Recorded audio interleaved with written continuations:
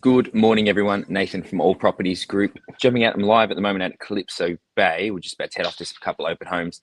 And I want to do our usual weekly wrap up and talk about what's happening around the Gold Coast at the moment.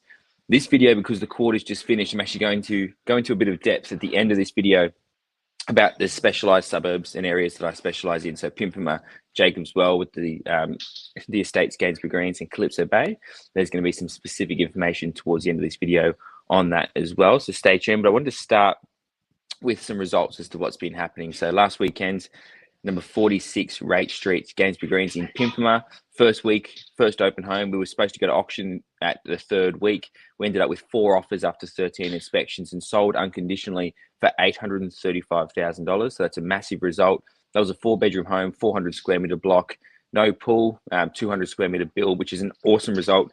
Congratulations to our first home owners who are now first-time sellers, and we're excited to invite the first-home buyers into the area in the next 45 days. And number 7 Melbourne Street launches tomorrow in Gainsborough Greens.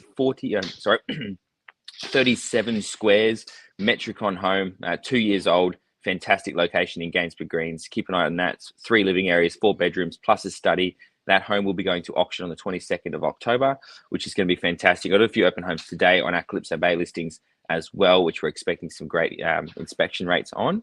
But I wanted to talk about really quickly the change of mind, I guess, from the government as to the taxation laws that we're going to be bringing in on investors that owned properties across multiple states within Australia. And we suspected, and we already had quite a great interest from investors to start selling off their assets, should they be in New South Wales with Queensland assets.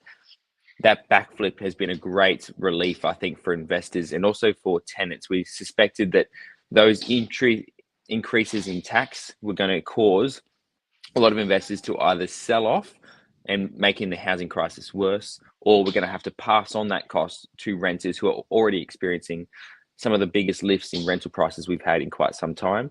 So it's great to see them backflip on that. Fingers crossed that that doesn't come back into play at any point and they choose a much smarter route next time with whatever they're trying to do with that. But let's talk about the quarter that's been. So throughout the whole year, and I've been talking about this every week, there's been a low level of sales, low stock levels throughout majority of suburbs. And the two they're going to cover off, you'll see that dramatically. And what that's actually done is during a time where prices in Sydney and Melbourne have decreased quite dramatically, a lot of the suburbs down there are even back to pre-COVID prices.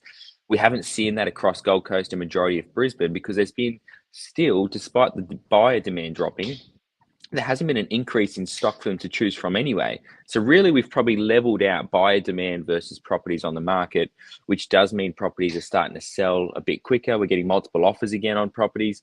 And the only thing that could derail that is an increase of stock, which I did have concerns of if that taxation law came into effect.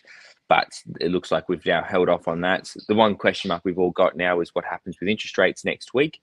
There's a lot of different predictions, so I'm not going to go into that. That it could be low, it could be high, who really knows? But that could play a part for the remainder of the year regarding property prices and stock levels as well. But we're yet to see duress selling.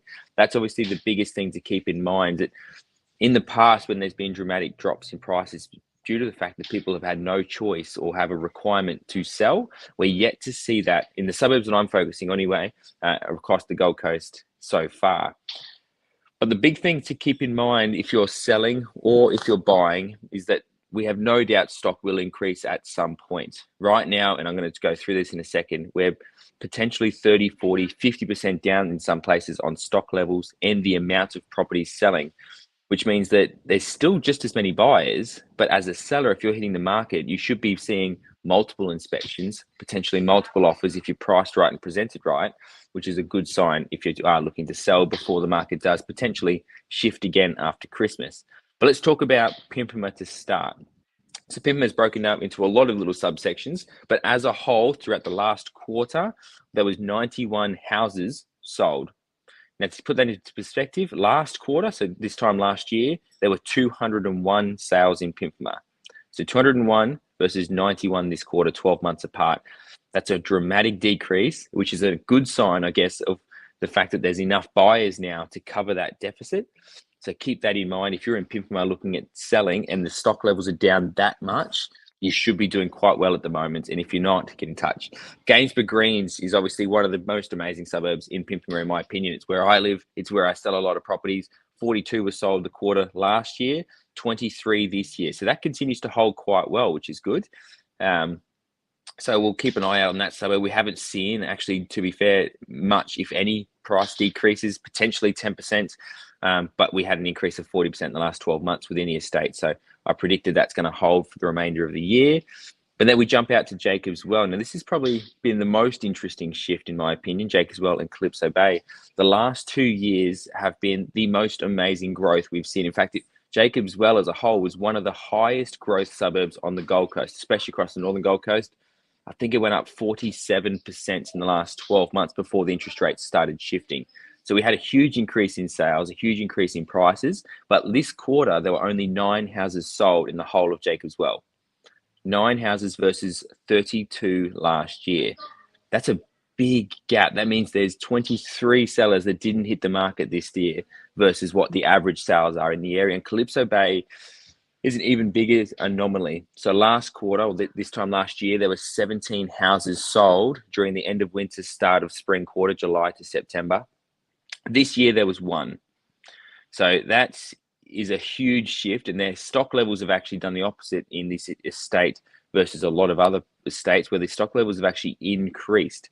So we saw a lot of sellers towards when they started seeing interest rates rise, rush themselves to the market in hope that they're going to get that peak price before it dropped. But unfortunately, that has changed, and a lot of sellers have missed the mark on when that has happened, which has left a lot of properties sitting on the market, with the average days on market right now sitting around that 70 to 80 days across all agents, across all stocks, and different types of properties, from apartments to dry blocks, lands, and also to wet houses as well. So that's quite an interesting estate. And I do predict, look, being a luxury estate in the Gold Coast, Coomera Waters is going through a very similar situation. These little bit further out areas, and if we look at acreage, they're doing the same thing. We're noticing that out at the Rymore estate, actually, that there's been a huge decrease in sales, a huge decrease in listings, but the actual old stock seems to be sitting there a lot longer and not selling for the prices that they were before, because there's been a shift again. Everything during COVID, people shifted to moving away from the cities. They wanted to get out. But with the traffic now being absolutely terrible, we're now finding people coming back up are going, well, I kind of want to stay closer to the city again, whether that's the Gold Coast city or close to the highway around the Pimpama area, Ormo, Coomera, Upper Coomera, they continue to perform. But when you go a little bit further out, people are hesitant at the moment, which I think will change. I think come summer, when people start coming out to this area and seeing the beautiful sunny weather, the fact that they can get deep water access at their doorstep, everything's here, no gates, easy access to the ocean. I think that this estate will change quickly, and I think we'll have quite a big comeback come, I'm predicting maybe late October, early November, when it really starts to heat up again. But we've got no crystal ball, so let's watch and wait. We're expecting some beautiful weather this weekend, so I hope everyone gets out, support some small businesses. If there's any questions or you want to know what's happening in your area or around your property, whatever it is I can help you with real estate-wise, please get in touch, comment, message me. My phone number is just here if you want to get in touch, have a good conversation. Always open to debate. Have a great weekend, everyone. We'll talk to you next week.